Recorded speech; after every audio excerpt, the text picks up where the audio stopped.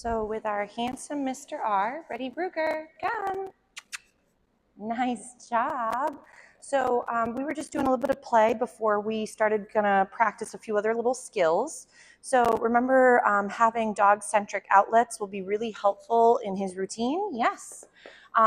If we're still struggling with over-arousal or mouthiness, I do feel that, again, he's only just about a 1 or so, give or take. So you're still dealing with that adolescent brain and sort of developmental moments there. So even though he's physically a nice big boy, he's still mentally very young. So if we're having moments where he's really giving you a hard time, that's more than likely either his needs haven't been met, potentially exercise and mental, or that he is potentially also overtired. So I would almost recommend you give him mandatory breathers in those safe zones. I know we very briefly discussed a little bit with tethering and then also working with his crate.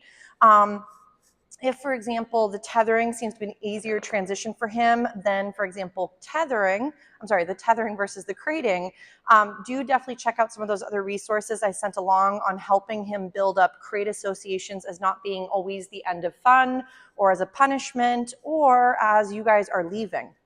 Ruger, come. So for Mr. R, we're going to try and work a little bit with his place behavior. What a good boy. So with the place exercise, what I like to do is you want to pick a word for your spot. So since you guys can pick whatever you'd like, I'm just going to, for now, just get him to target the place and feed him for there. So remember, in the beginning, we're just building up value in the target. So if, let's say, he's never done a raised cot or he's not familiar with the target, get him comfortable going to that spot and only feed when he's on it. So if, let's say, he were to hop off, I have not applied a stay behavior. Stay, I like to think of it, again, as freeze tag with room service. Oh my goodness, chewing again. So for Mr. R, while he's in, let's say, a place behavior, this doesn't necessarily mean he's in a stay. So if he maybe dropped a chew or he wanted to get up, grab a drink of water, and then go back to his bed, he could do such things. If, though, you wanted to make this into a stay, I would then make it where you would feed him throughout the stay. So stay, for example, oh my goodness, chewing is so hard when we're panting. So stay, for example, is stay there until I come to retrieve you. Oh my goodness, sir, do you need to go get a drink of water? So if, for example, Mr. Handsome didn't quite chew that last snack, we'll see if he gets it back up. So think of stay for safety stay or statue stay. I always recommend almost view it like room service with freeze tag. So I'm building up that not moving has value. So right now he is off leash. You could be doing this again on his little couch area or that little spot. And as you mentioned, he has like a little tether that you can use in the home.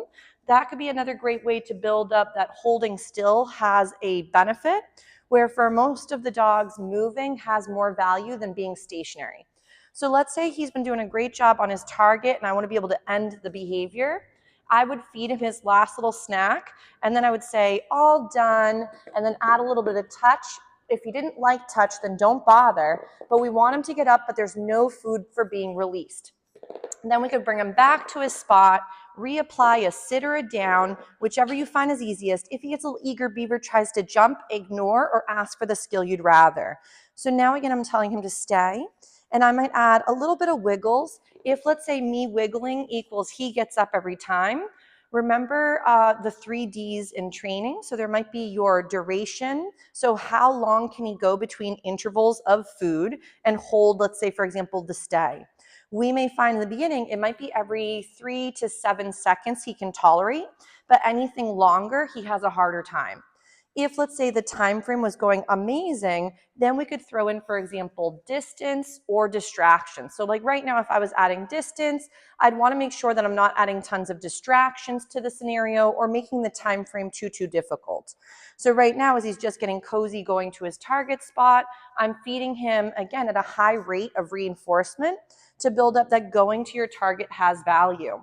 So again, I could meander around him. If he gets up and wiggles, no huge deal. We would just reset him up in his sit or down stay and start over. So right now he's doing a great job. I'm going to go back, feed the handsome guy. Then you want to pick a slogan, all done, finished, release. He says, yes, ma'am. And he can get up and break from the position. If, let's say, Mr. R was really having a rough time with this, Do shorter intervals, keep it fun, but you can also pair it with, let's say, a chew or a snack. So let's say he's got a frozen Kong or some sort of stuffable toy. He could be enjoying that on his target while building this concept of being by himself while you're still home as being beneficial. If, let's say, every time we use the crate or the tether means you're leaving him to be alone, and I wouldn't recommend tethering him unsupervised. I would also recommend if he's ever going to the crate, you take off his gear. I noticed that he does have a martingale collar for home. Those are okay for safety situations if you've got a pup that tends to slip gear and they could escape. But I would recommend buy one that has also a buckle. So the reason behind that is if he were to ever get caught on something and he's struggling, the martingale collar, there's no way you're going to be able to loosen it while he's flailing or having a hard time. And if you don't have a pair of scissors nearby, you may not be able to get him out in time. So for suffocation scenarios, I would highly recommend a martingale or limited slip collar, which is what he has, but with a buckle so he can't get caught and be able to be stuck. So Ruger, come. So his little recalls are looking real pretty. He's been doing a great job with those. Nice. So we might go ahead and now get him back onto his bed. Beautiful. If, let's say, he's targeting the bed really nice, we might ask for a lovely little sit. Gorgeous. His neighbor says, when's it my turn? I know he wants to come out again.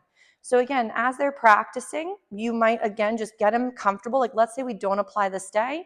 We could just go ahead and feed him for any time he stations himself onto the target and feed and capture those moments. So remember, having treat stations throughout the home might be very, very helpful, because so as opposed to always walking around with your treat pouch, which again, I wouldn't say no to in the beginning, now you could go ahead and have a treat station in the kitchen, maybe one in the living room, so they're handy to feed your babe. So let's say I didn't apply that stay, but he got up, no big deal. We might help him again, bed, get him to go onto his target, and then yes to feed. Then we could get that lovely sit from him. Gorgeous. Good boy. And now I might tell him to stay. So if I did apply the stay, so let's say he does wiggle. He is getting, oh my goodness, chewing is still so tricky. If only they chewed a little bit better with the snacks. I try to break them itty bitty. Ready? Ruger. So we might go again, bed, feed him for the targeting of the item first. He's like, lady, I'm almost on. So I might bring him onto the whole bed, get a lovely little sit, tell him to stay. And now let's say if stays are hard for him, don't add distance. Right now we've got the distraction of his neighbor saying, I want my turn, please. And right now Mr. R is holding this lovely sit stay. You'll see that as the criteria gets harder, so his neighbor is out. Ready, Ruger?